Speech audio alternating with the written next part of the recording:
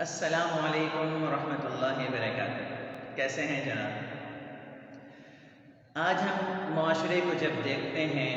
تو چاروں طرف بڑی افراتفری نظر آتی ہے، اور ایسا محسوس ہوتا ہے کہ ہمارے پاکستان میں چاروں طرف اندھیرے چھائے ہوئے ہیں، روشنی کی کوئی کرن نظر نہیں آتی۔ اس کے پیچھے بہت بڑے بڑے اسباب کار فرما ہیں، یہ جو حالات اس وقت موجودہ چل رہے ہیں۔ لیکن اگر اسلامی تعلیمات اٹھا کر دیکھی جائیں تو موجودہ وقت کی جو بڑی ایک وجہ ہمارے درمیان سرایت کر چکی ہے، اور اس تمام معاشرتی نظام کے پیچھے، سیاسی نظام کے پیچھے جو چیز اس وقت ہمیں نظر آ رہی ہے وہ حسد ہے۔ آپ دیکھیے کہ حسد کس طریقے سے تباہ کاریاں پھیلاتا ہے، یہاں تک کہ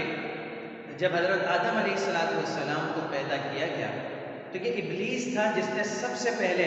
حسد کا مظاہرہ کیا اور کہنے لگا خلقتنی من نار وخلقتہ من طین، باری تعالیٰ تو نے اس آدم کو مٹی سے پیدا کیا، باری تعالیٰ تو نے مجھے ایک آگ سے جو ہے وہ پیدا فرمایا، ایسا کیسے ہو سکتا ہے کہ مٹی آگ کے سامنے، آگ جو ہے وہ مٹی کے سامنے جھک جائے؟ باری تعالیٰ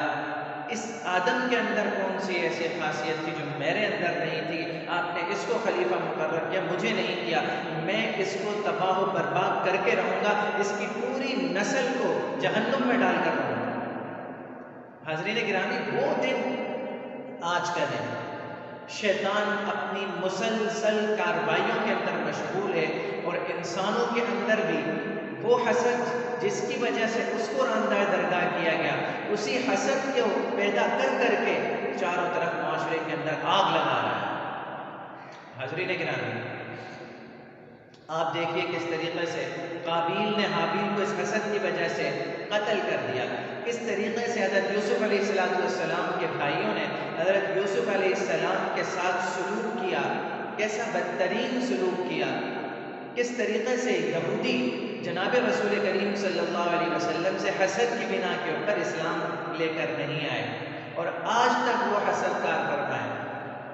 لہٰذا ان تمام مثالوں سے پتہ چلتا ہے کہ اگر خدا نخواستہ آج بھی ہمارے معاشرے کے اندر حسد پایا گیا کسی بھی درجے میں، کسی بھی طبقے میں، وہ معاشرے کو برباد کر دے گا، تباہ کر دے گا۔ آپ ذرا تصور کیجئے آج ہمارا سیاسی نظام کس طریقے سے ابتری کا شکار ہے،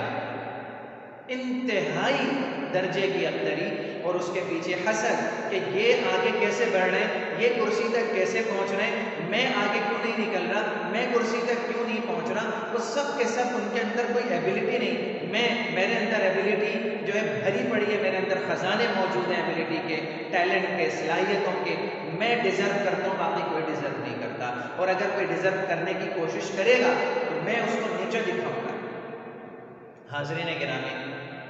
یہی وجہ ہے کہ پورا سیاسی نظام تباہ و برباد ہو کر رہ گیا۔ ہم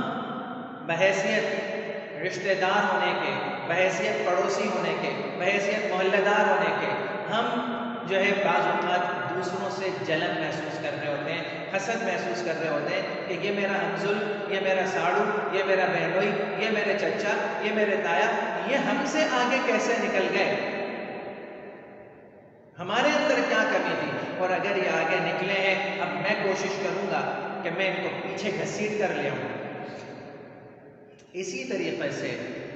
آپ ذرا تصور کیجئے ہمارے درمیان یہ حسد کس قدر پھیل گیا ہے کہ اگر ذرا کوئی شخص بیمار ہو جاتا ہے تو اس کو لگتا ہے کہ فلاں میرے رشتہ دار نے میرے اوپر جادو کروا دیا، اس وجہ سے میں بیمار ہو گیا۔ حسد کا آپ دیکھیں کھیل کس طریقے سے چاروں طرف پھیل رہا ہے۔ تو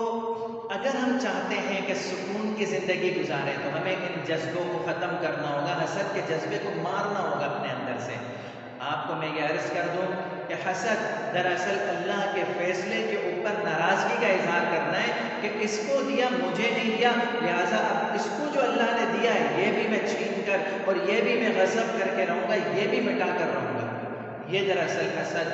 اس طریقے سے حسد کرنے والے کو دل کے اندر جلاتا رہتا، مسلسل آگ لگی ہوئی ہے۔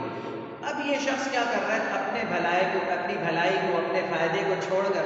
دوسروں کو نقصان پہنچانے میں لگا ہوا ہے، نتیجہ کیا نکلتا ہے کہ پورا معاشرہ ایک دوسرے کے نقصان کے در پہ ہے، اپنا فائدہ ہو نہ ہو نقصان ہو کر رہ رہا ہے، چاروں طرف جب نقصان ہی نقصان ہو رہا ہے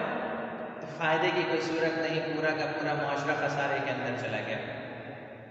اس قدر خوفناک ہے یہ حسد کی بیماری، لہٰذا ہمیں اس سے بچنا چاہیے۔ اللہ کے فیصلوں کے اوپر تسلیم اور رضا،